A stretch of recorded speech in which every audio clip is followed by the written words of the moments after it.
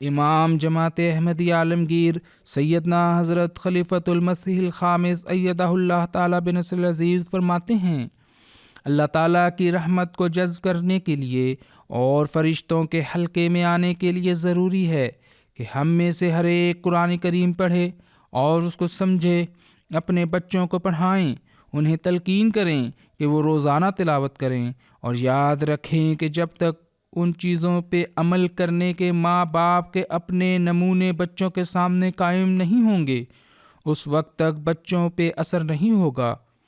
اس لیے فجر کی نماز کے لیے بھی اٹھیں اور اس کے بعد تلاوت کے لیے اپنے پر فرض کریں کہ تلاوت کرنی ہے، پھر نہ صرف تلاوت کرنی ہے بلکہ توجہ سے پڑھنا ہے، اور پھر بچوں کی بھی نگرانی کریں کہ وہ بھی پڑھیں، انہیں بھی پڑھائیں، جو چھوٹے بچے ہیں ان کو بھی پڑھایا جائے۔